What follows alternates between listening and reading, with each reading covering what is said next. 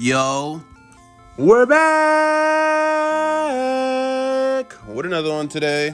Today, we're talking about Claymore, y'all, and let's get to it. So first things first, Claymore is made by the author Yagi Norahiro. I ain't gonna lie, bro. I be struggling to say these names all the time. This manga was published in 2001, June of 2001. I can't find the exact date, but if I can, I'll put it up on the screen for y'all.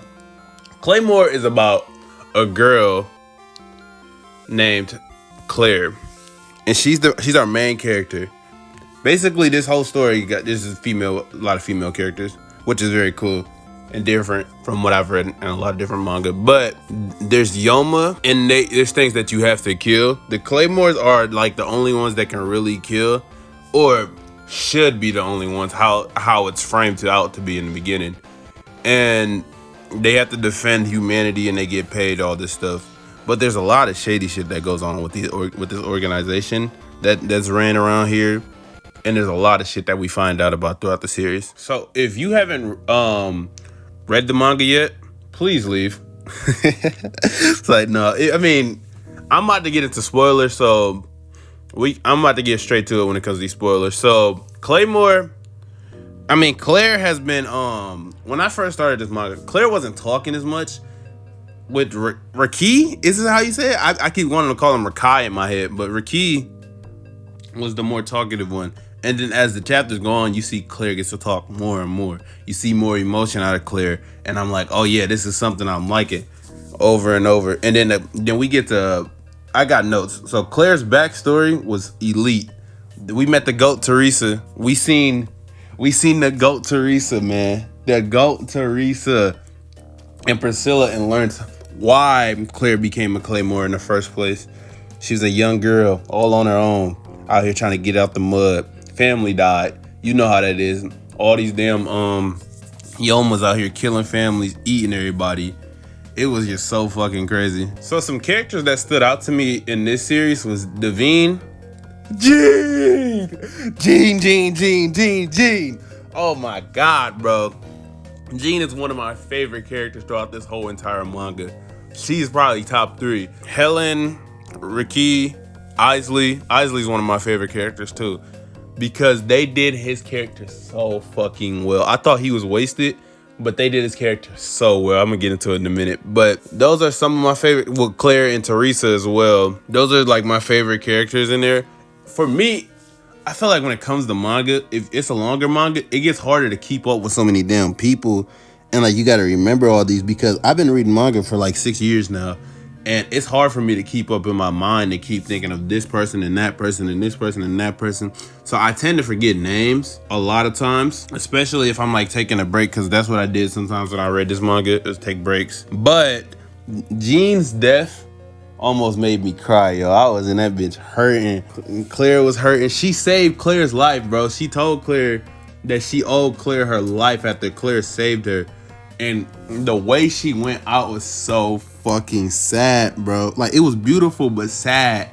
I don't know how they're doing it, how they did it in the anime, but oh my God, bro. With the right music and all that, that scene can be done so perfectly. That was amazing, bro. I tell you, this was such a great scene, bro.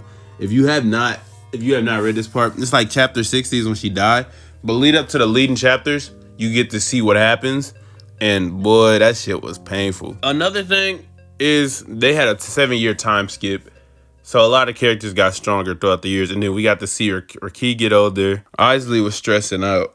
And I was so confused with Isley's character at first. But I'm gonna get into them in a minute. The manga panels they were getting better and better. It's what I tend to notice with manga. When a manga starts out, a lot of the panels are like weird looking, especially in the earlier years. But this ended in like 2014, I'm pretty sure is what it said. And you can see that the artist was doing his fucking thing. That's the beauty about manga panels. Is like, I have so many saved on my phone, but the panels were so beautiful. And the shit I loved about this was the designs too. You had like some amazing designs from the Claymores to the Awakened ones. And like, you had some like horrifying looking characters. But Isley shit was so good looking, bro. And here I am about to talk about Isley right now. So we get introduced to Isley, I'm pretty sure, in the north. and I'm pretty sure Riki was like one of the first people to meet him. And when I first saw Isley, I was like, oh yeah, he's a villain, and he's doing this and that, and he was one of the awakened ones. Like, he was basically, because they said in the story that that the characters that they tried it with dudes, and like it would go horribly wrong for a lot of times, and they wouldn't be able to resist the urge of wanting to eat people and shit like that. So it worked better with females. That's the reason why it was like that. But with Isley, he was probably he was the number one guy when it came to, he knew what to do and stuff. But Isley's character, when first introduced, seemed like, oh yeah, he's one of them dudes that's really good at stuff. He does this and that. He's really him and all that. And then like over time, we get to see him with Riki. We didn't get to see as much, but we got to see a decent amount and got to see the backstory when Riki was talking about it, and how much he played such a big role. He was such a great character because he knew that Priscilla wanted to die. Priscilla wanted somebody to kill her, but she just couldn't find a way. And she was just scared of her own power. And he knew that he wasn't going to be able to beat Priscilla, so he gave in, basically. But he was training Riki for the perfect moment to stab Priscilla. And what I loved about it was, I thought he was a wasted potential character. I mean, you can technically say he was, but I felt like he lived out his potential really well after seeing the backstory of him teaching Riki how to fight, teaching him the, and it's not, they were teaching him, he was teaching him how to fight like Yoma and other shit like that, you know? So he was really teaching him a whole bunch of different shit that wasn't like meant for normal humans or nothing. Oh, and so Riki learned all that and learned his body and got it prepped up.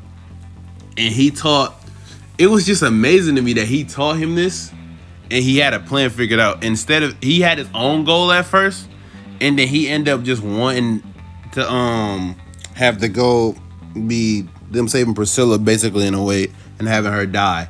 But it made me sad though when he said, man, I wish I could have at least hanged out with them one more time when he was talking about Priscilla and Riki. And I was like, they really did make a bond. They were together for a couple years, so, and he taught Riki basically everything he knew when it comes to like swordsmanship. So he was such a great character, and that was just an amazing part. The chest wounds on here are crazy. When they showed that, like the whole chest, like across their chest, I was like, ooh, because it's not even their chest. It goes across their whole entire like torso area, all the way up to the neck, all the way down to your stomach, and that's how every Claymore is. And I was like, ooh, that shit is nasty. Like that shit was disgusting, because if it rips open, that you're damn near all your arteries and stuff can just fall out of your body. So we're here at the ending, and the GOAT returned.